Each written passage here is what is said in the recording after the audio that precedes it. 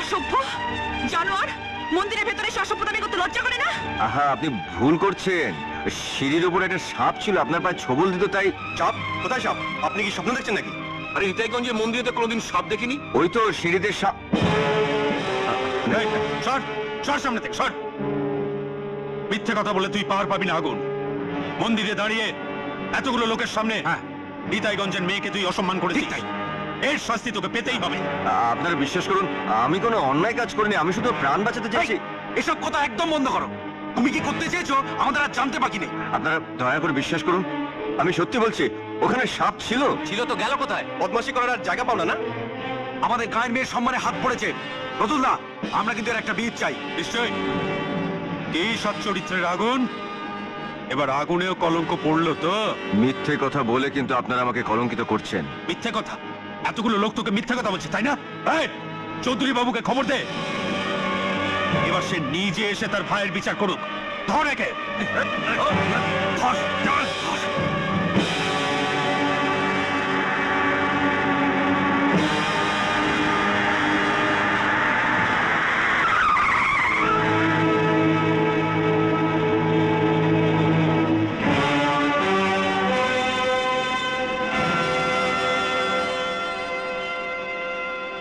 সাত গ্রামের সবাই আপনাকে ন্যায় বিচারক বলে জানে।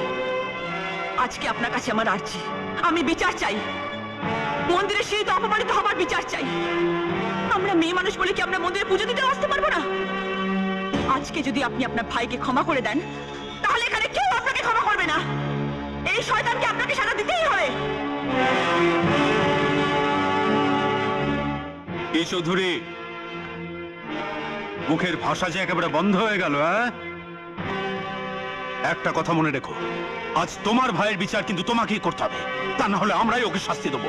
আর আমরা যে শাস্তি দেবো সেটা দেখার মতো শক্তি তোমার হবে না। মন্দিরের সিঁড়িতে একটি মেয়ের ইজ্জতে হাত দেবার জন্যে, তাকে সম্মানহানি অপচেষ্টা করার জন্যে আমি আগুনকে 20টা বেতের বাড়ি আঘাত করার জন্য হুকুম করছি।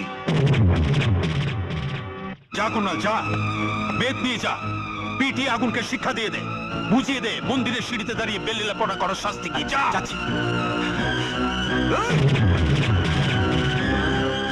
পারবো না, পারবো না, আমি মারতে পারবো না, পারবো না। আমার ভাইয়ের গায়ে আঘাত করার সাহস কি কারণেই? ঠিক আছে, সাজা আমিই দিচ্ছি।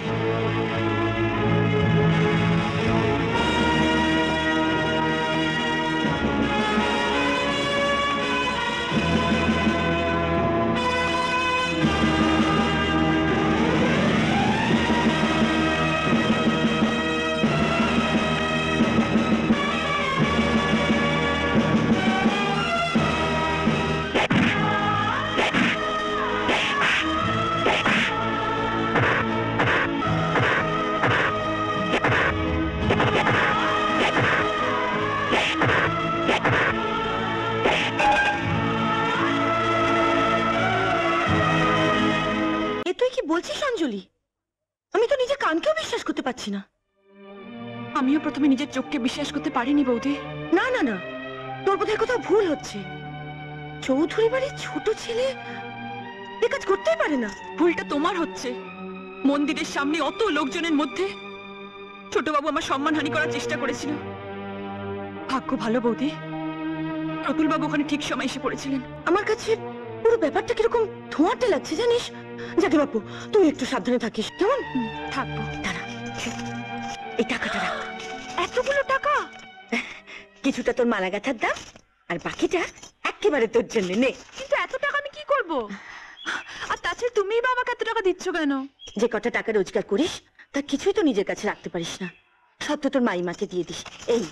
এই টাকাটা রাখ, এর থেকে তোর ভাইয়ের জন্য একটা নতুন জামা কিনে দিস। হ্যাঁ বৌদি, কথায় আছে পরবর্তী মায়ের মতন, তাই বোধহয় ছোটবেলায় হারিয়ে যাওয়া মা হয়ে তুমি ফিরে এসেছো। পাগলি মেয়েটার কথা শোনো। এই কাঁদবি না, একদম কাঁদবি না, যা বাড়ি যা। আর শোন, ছোটবেলা থেকে তোর মাইমা তোকে সহ্য করতে না পারলেও তুই কিন্তু মুখ বুঝে এতদিন তোর মাইমার অত্যাচার সহ্য করে এসেছিস। এবার ঘুরে দাঁড়া অঞ্জলি, প্রতিবাদ কর। একটা কথা মনে রাখবি, তুই যত ভয় পাবি ওরা তত তোকে ভয় দেখানোর চেষ্টা করবে। তাই ছোবল না মারলেও খনা তুলে তারা, বুঝেছিস? যা বাড়ি যা। দাঁড়াও অঞ্জলি, বৌদির কাছে ফুল বিক্রি করে আসছো বুঝি? হ্যাঁ। আচ্ছা অঞ্জলি, ফুল বিক্রি করে তুমি কত টাকা পাও? কেন বলুন তো? না মানে আমি বলছিলাম যে ফুল বিক্রি করে তুমি যে টাকা পাও তার চেয়ে দ্বিগুণ টাকা রোজ রাতে আমি তোমায় দিতে পারি। আপনি ভুল করছেন, আমি ফুল বিক্রি করি, নিজের সম্মান বিক্রি করি না।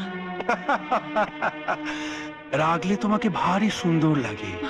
সত্যি কথা বলতে কি, আমি যে তোমায় ভালোবেসে ফেলেছি, আমি তোমাকে নিয়ে সারা জীবন কাটাতে চাই। আমি একটা কথা আপনাকে স্পষ্টভাবে জানিয়ে দিতে চাই, এই জন্মে তো নয়, অন্য কোন জন্মে আমি আপনার জীবন সঙ্গী হতে পারবো না। বেশ তো, এই জীবনে না হলেও আমার বাগান বাড়িতে এক রাতের জন্য সঙ্গিনী হবে। আমি আমি তোমার এই ফুলের গন্ধ শুকবো, তোমার তোমার এই নরম হাতে ছোঁয়া দিয়ে আমাকে তুমি জড়িয়ে ধরবে। জানোয়ার!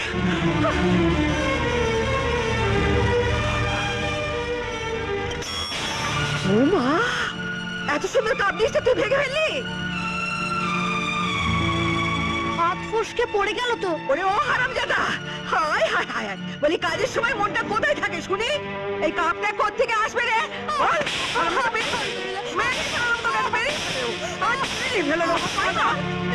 কি হয়েছে? তুমি অপুকে ভাই মারছো কেন? কেন মারছি? ওই দেখ কি কাণ্ড করে তোর এই গুণধর ভাই। ও ছোট ছেলে, প্লেটটা ধুতে গিয়ে নয় ভেঙেই ফেলেছে, তাই বলে তুমি ওকে ভাবে মারবে?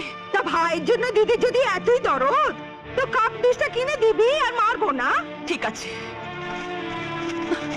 এই নাও, ও একটা প্লেট ভেঙেছে, তুমি 10টা প্লেট কিনে নেবে। আশ্চর্য, এতগুলো টাকা তুই বা কোত্থেকে পেলি? রুবি বৌদিকে মালা গেঁথে দিয়েছিলাম, তাই উনি দিয়েছেন।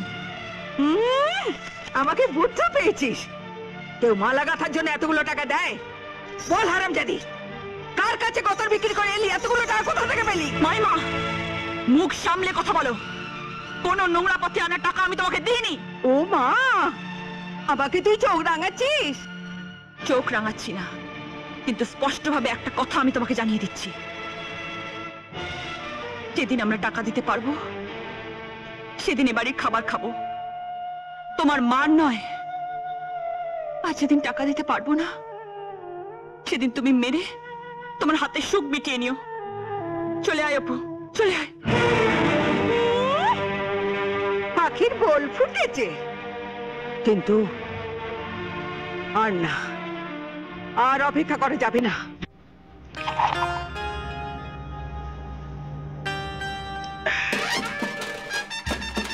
ভাঙবো ভাঙবো, ওর রূপের দিমাগ আমি ভাঙবো। এই, তোকে যা করতে বলেছিলাম করেছে? আমি তো নগেনকে অনেকক্ষণ আগেই বানিয়ে দিয়েছি। হরি বল হরি বল। কিন্তু গুরু, একটা কথা বলবো, বলছিলাম তো অঞ্জলি বলে মেয়েটার ক্যারেক্টারটা কি একটু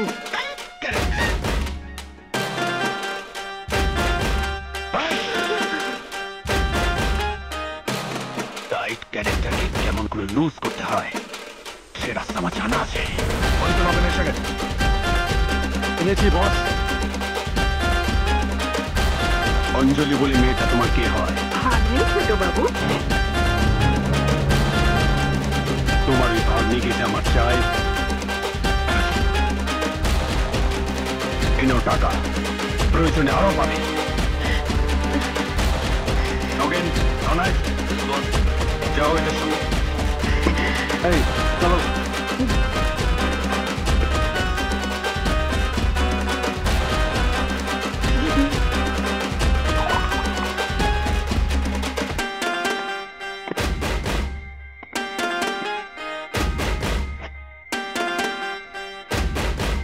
তোর এখানে দাঁড়া, আমি নিয়ে আসছি।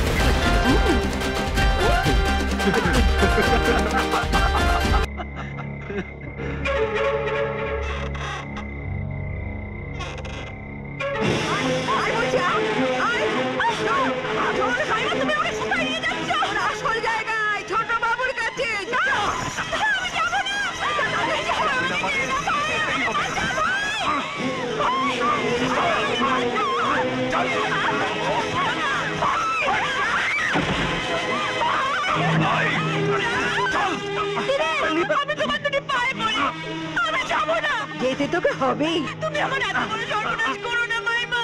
অনেকগুলো টাকা নিয়েছে। এই, ওকে তোমরা নিয়ে যাও।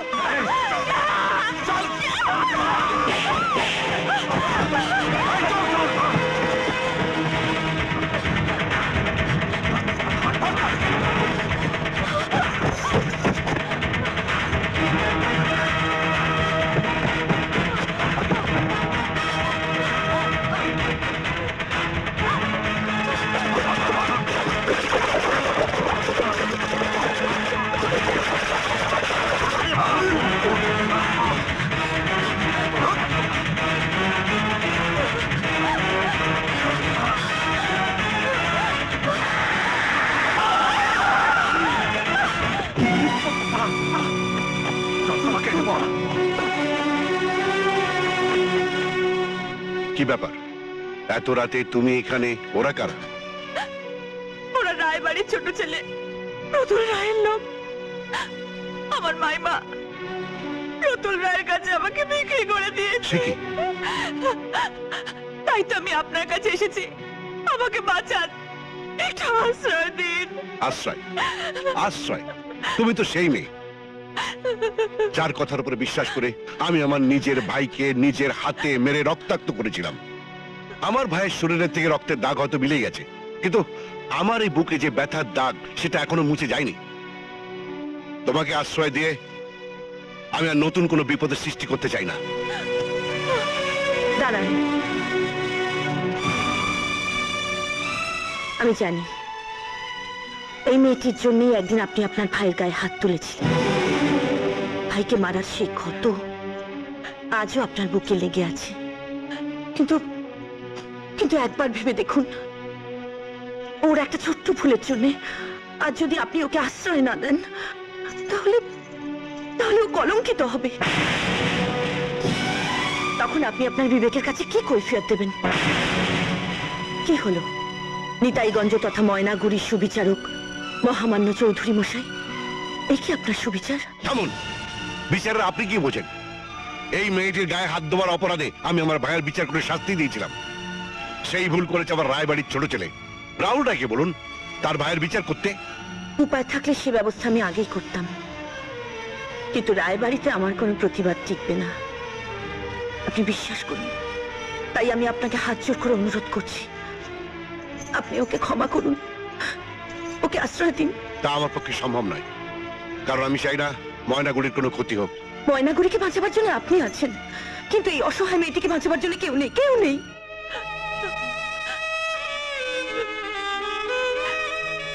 চৌধুরী মশাই, শুনেছিলাম আপনার কাছ থেকে কেউ খালি হাতে ফিরে না।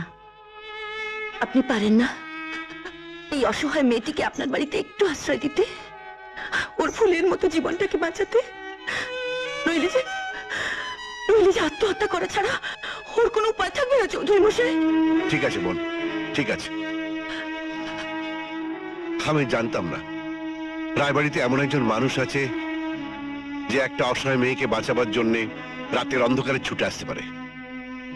পাকের পদ্ম ফুলের মতো তুমি একটা সুন্দর মানুষ, তাই তোমার অনুরোধ উপেক্ষা করার মতো ক্ষমতা আমার নেই। হ্যাঁ, অঞ্জলিকে আমি নিয়ে যাচ্ছি, চলো মা।